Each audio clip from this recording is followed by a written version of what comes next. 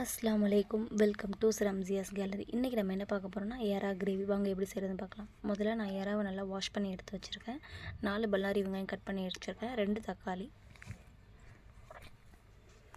முதல்ல பாத்திரத்தை அடுப்பில் வச்சு சூடானதும் ஆயில் ஊற்றிக்கலாம். ஆயில் ஊற்றினதுக்கப்புறம் வெங்காயம் போட்டுக்கலாம். வெங்காயம் நல்லா வதங்கணும். வெங்காயம் நல்லா வதங்குறதுக்கு கொஞ்சம் உப்பு போட்டுக்கலாம்.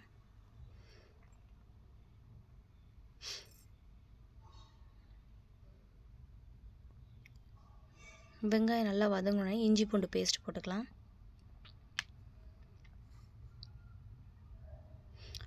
அடி பிடிக்காத அளவுக்கு நல்லா மிக்ஸ் பண்ணி விட்டுக்கலாம். இஞ்சி பூண்டு பச்சை வாடை போனோடனே கட் பண்ணி வச்சுருக்க தக்காளி பழம் போட்டுக்கலாம்.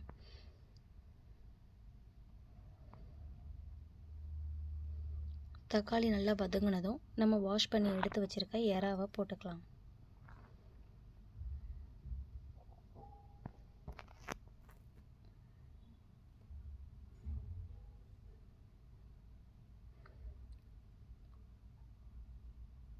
அது கூட ரெட் சில்லி பவுடர் தேவையான அளவு போட்டுக்கோங்க.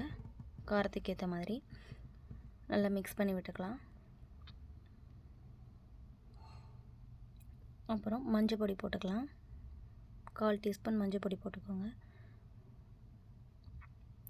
அதையும் நல்லா மிக்ஸ் பண்ணி விட்டுட்டு அப்புறம் உப்பு போட்டுக்கலாம். இப்போ எல்லோரும் நல்லா மிக்ஸ் ஆகிற மாதிரி நல்லா மிக்ஸ் பண்ணி விட்டுக்கலாம். கொஞ்ச நேரம் வேகட்டும். மூடி போட்டு மூடி வச்சுக்கலாம். நல்லா வெந்ததுக்கப்புறம் கடைசியாக இறக்கும் போது மல்லி இலை தூவி இறக்கிக்கலாம்.